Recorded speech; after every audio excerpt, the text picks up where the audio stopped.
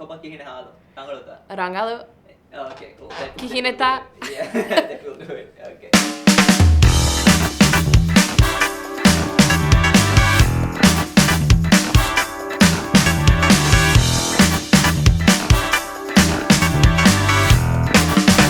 Hi, how are you? Good. Okay, well, my name is Jen. I am originally from Canada, but I've been living in the Maldives for 7 years now. And I've kind of been all over the place in the Maldives, but primarily working in the excursion business in Maldives. So right now I actually own and operate my own excursion company, which is called Jimmy's Excursions in my husband's island. But before that, I was working in Mafushi for 3 years as an excursion guide and also managing different properties before and after COVID. So it's been a really nice journey. Oh God. How much time do you have? Okay, the challenges that I face as an expat, I think the big one is just obviously being married is challenging because I don't really have much security here in the sense of, having some sort of residency. But, I have a strong community here of expats and we kind of all work together and go through those challenges together. Definitely the climate. It's very hot. I come from a very cold country. That's a challenge. And I would also say just like the food in general is a little bit hard for me, but that's just because I'm culturally so different. But yeah, it's like you learn and you grow and you adapt and it just becomes easier over time. But having a strong support system is really important as a foreigner here. What do I miss most? I mean, apart from my family, of course, I really miss the seasons. Like having 4 seasons brings really nice change, actually. And right now it's fall or autumn. And that is for sure my favorite season. The colors are beautiful. The temperature is like 10 degrees. And it's just like this cold, crisp, fresh air. It's amazing. Because in Maldives, we really only have like the Hulangu and the Iruai, right? So it's like hot or rainy. For it to fall to 26 degrees, I'm like running around the island so happy because it's so cold. It's like the best. So that's probably what I miss the most is just the seasons. Who's my biggest support? Definitely my husband. I think Maldivian foreign marriages are challenging enough because it's different. Yeah. But not only do we face challenges, but the Maldivian partner also faces challenges. So he's definitely my biggest support. And also my husband's family has been amazing. I'm extremely lucky to have the support from them from day one. They've been accepting me since the start. And, they come from a very small island in Vabu Atoll. So to be so open-minded and loving and accepting really, I think, made my relationship with my husband work. There's a lot of foreigners who don't have that, and to not have that support can really be very stressful in the relationship. So yeah, for sure, like my husband and my husband's family, they're just the best.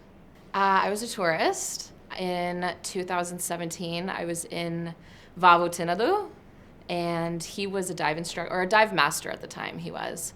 And we just met at the guest house. We were talking about diving, and then 7 years later, here we are. Yeah. Last year I left Mafushi, which is a place that I was living for 3 years, and I felt like I was really missing, being a part of a community here in Maldives. Although the tourism industry is a community in itself, I felt like I was lacking like culture. And that's why I went to TikTok. I kind of wanted to engage with, Maldivian society and Maldivian people. And to be honest, I literally didn't think what is happening now would ever happen. I just started posting like day in my life content and it just blew up. And there's a lot of people that really enjoy it. And I'm really grateful for that because I've now been able to connect with so many people and have such incredible experiences. And overall, my TikTok community is quite positive, which is really nice. Honestly, the nice comments. Like I'm pretty vocal about some of my challenges here. And, over the last few months, it's been increasingly challenging just because I am, starting a more business-oriented life here. And as a foreigner, that brings a lot of challenges. So I'm quite vocal about that, and especially with jealousy and bullying and things like this. But my TikTok community, wow, they send me the most wonderful DMs, really. And that's what motivates me because people are so kind And to take the time out of of their own day to send me a beautiful long message telling me how much I inspire them really makes me continue going, because it's so nice. It's really so nice. It's very hard. Like, I'm 31 years old, and it's, I think what's really challenging for me is, everyone kind of has these like fake usernames on TikTok, and it's very hard to know who I'm talking to.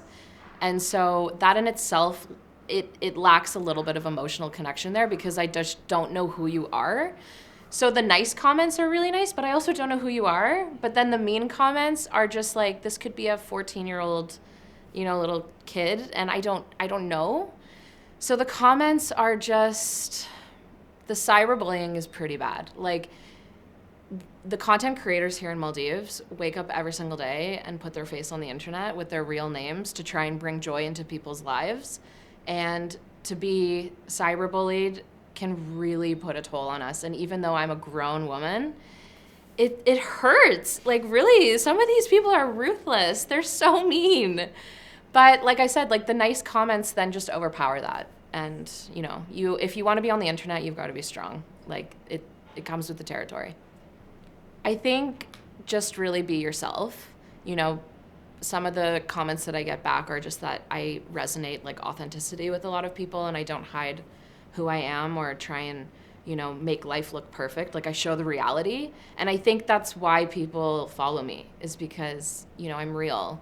And when they meet me, they're like, oh, you're just like you are on the internet. And yeah, and I think people are really easily fooled.